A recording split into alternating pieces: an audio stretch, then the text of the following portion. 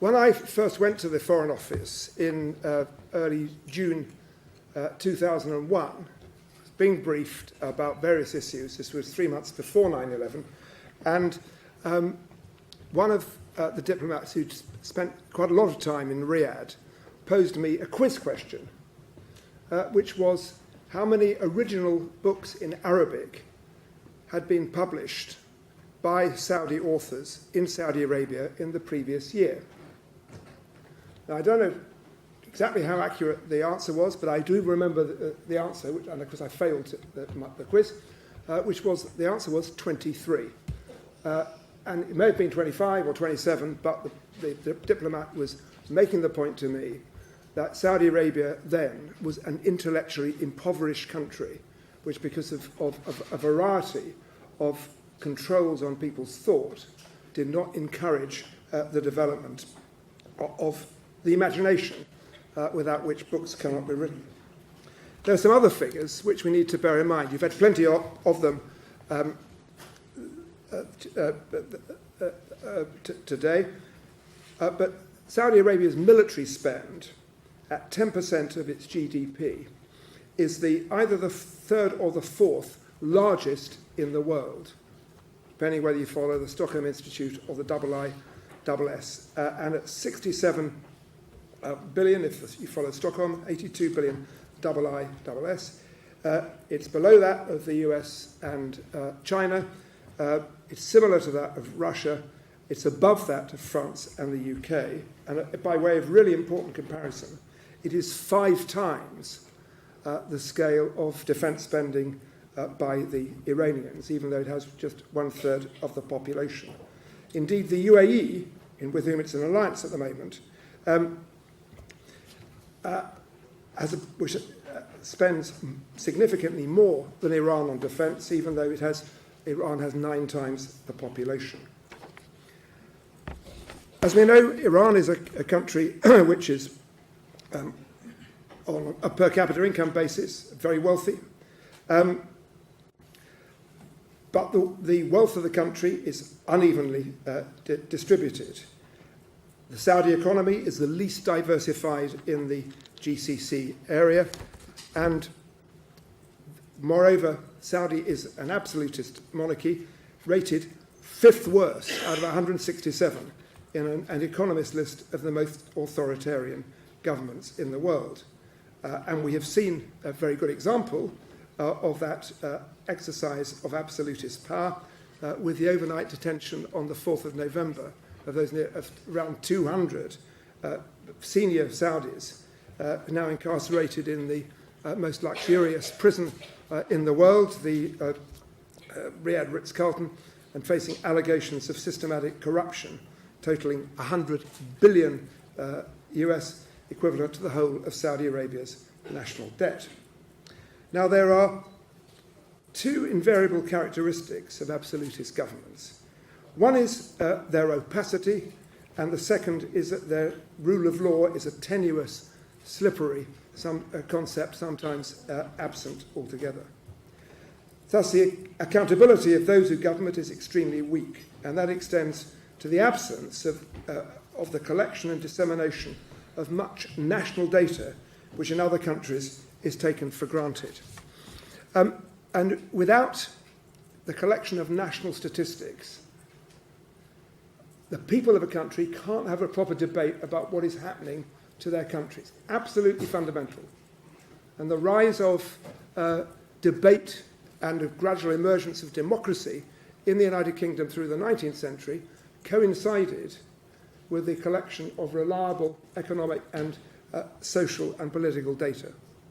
Some financial and other economic data in Saudi are reliable. They have to be for the markets.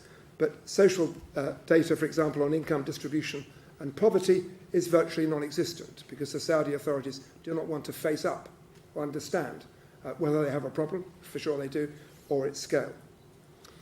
As far as the rule of law is concerned, some steps, modest steps, have been taken in recent years to improve the quality and transparency of the legal system, but its essential characteristics remain Kafkaesque in many respects.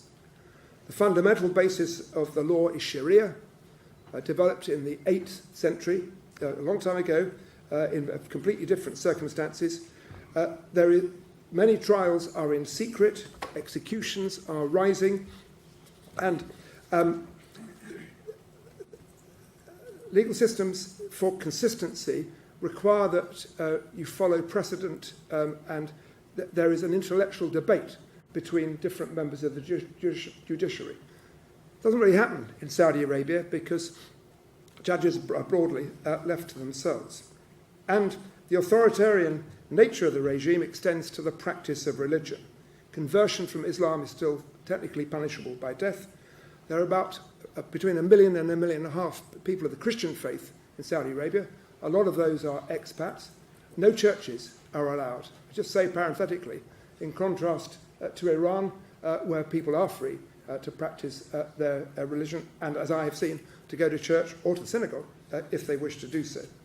And then, of course, and the dominant school of thought in Saudi Arabia for the last 2.5 centuries has been puritanical Wahhabist school of thought, which has, amongst other things, insisted on very high standards in marriage and personal habits, and in the recent past has made adultery and the imbibing of alcohol the subject of harsh punishments. And the exclusivity of Wahhabism has given rise to an intense intolerance of any who do not follow that path, and in turn has provided an ideological underpinning for extremism and terrorism.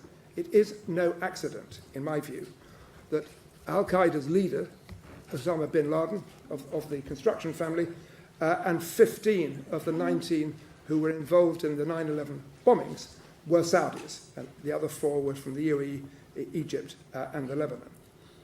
Saudi and Qatar have helped in the recent past to fund and support some of the Islamist extremists who were active in Iraq and Syria.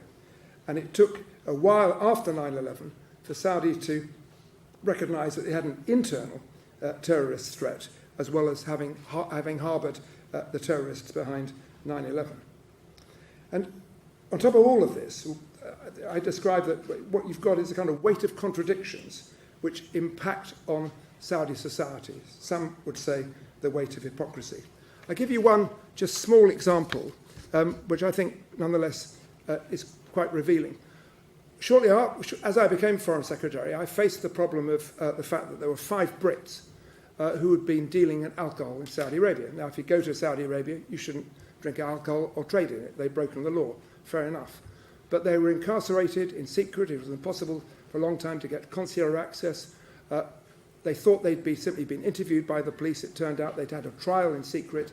They were sentenced to long periods in prison. It took an immense diplomatic effort to get them released. But I kept being told alcohol was a very bad idea.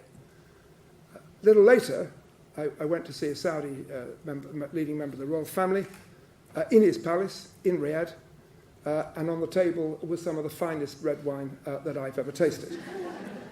And we can laugh about this, but that tells, I think, a serious parable about the double standards that face everybody. And everybody knows about this in Saudi society. Women kept in their place. Now, amazing to be allowed to drive. But deference to women, respect for women, is not an obvious characteristic of many rich Saudis when they get abroad.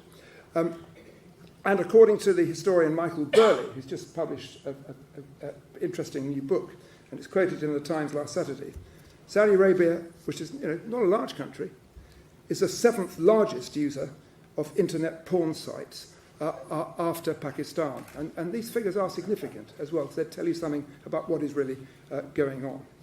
Along with that, Saudi Arabia faces a problem which is actually common, I believe, across the Arab world and the Islamic world, which is of a reduction in the number of active believers in the Islamic faith, and certainly active worshippers.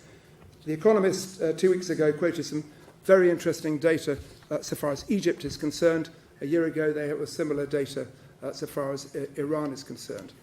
Of course, there isn't any data for Saudi Arabia, but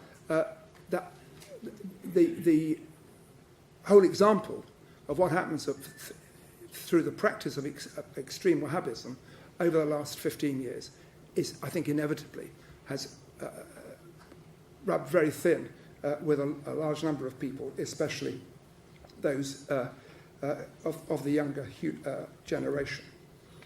Now, I wish, and we all do, I'm sure, Mohammed bin Salman well in what he's seeking to do in internal reforms, if it genuinely leads to a diversification of the economy, bringing women up to, a rightful place just to how they ought to be treated as the same members of the human race as men,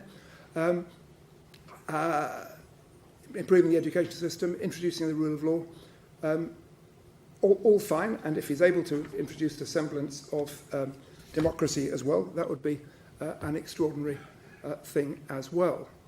But as we've heard from previous speakers, there's a big question about whether that will be achieved.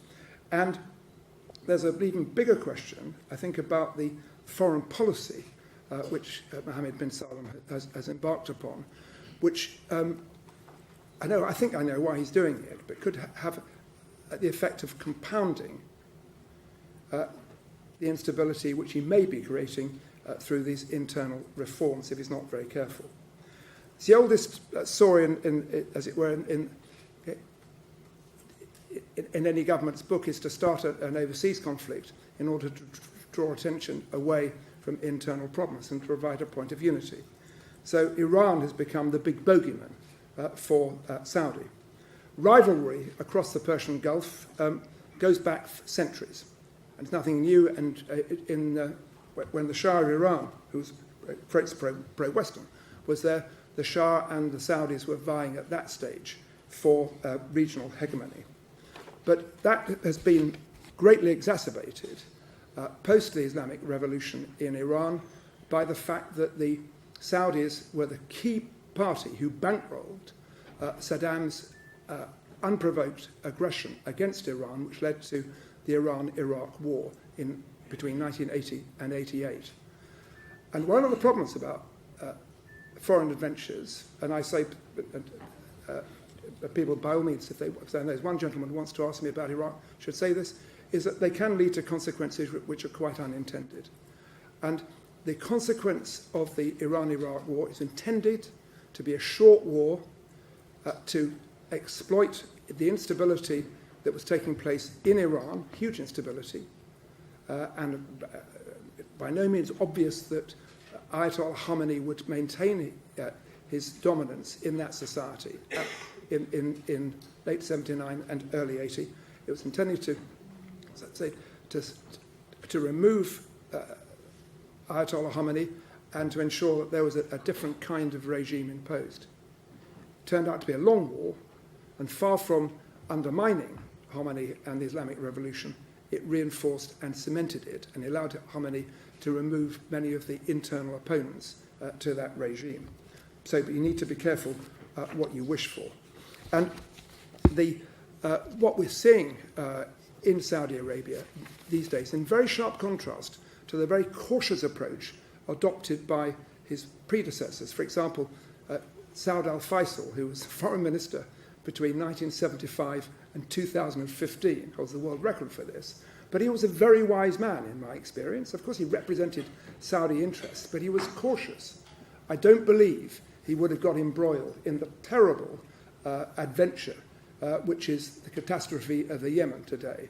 And yes, we can all, and I do, criticize Iran for its role in the Yemen, but its role, by the account of most impartial observers, is much less than is being played up. But the key cause of the destruction, the humanitarian crisis, this is the worst humanitarian crisis in the world at the moment, is the blockade and the bombings, but particularly the blockade, as well as the bombings, of the Yemen by the Saudis and the UAE.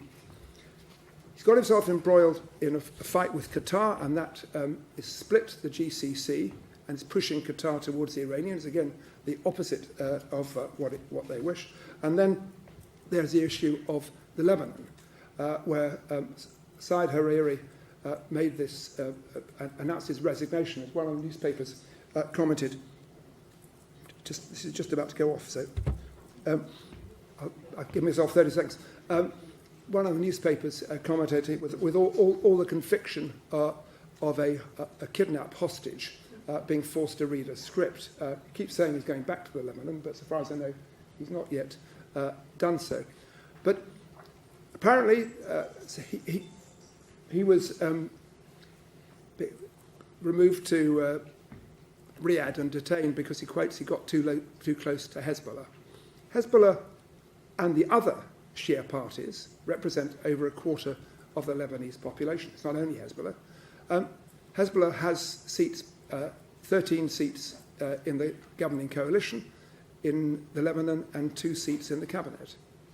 And although it's easy to say, yes, Hezbollah has been proscribed as a terrorist organisation, that's true. I proscribed it as a terrorist organisation on the recommendation of Robin Cook in early 2001. But what we prescribed was the military wing, and we ensured that the political wing was not proscribed, because just as we proscribed the provisional IRA, but did not proscribe its political wing, Sinn Féin, because Hezbollah as a political force is a reality in the Lebanon, and anybody who thinks that an intervention in Lebanon is going to benefit the people of the Lebanon needs to remember what happened during the 15-year civil war. And then, David, something we can get on to talk about, there's the extraordinary possibility of some sort of deal between the Trump White House and Saudi Arabia to secure a peace in Palestine and with the Israelis. We'll look forward to that, but it will be a long time coming. Thank you very much indeed.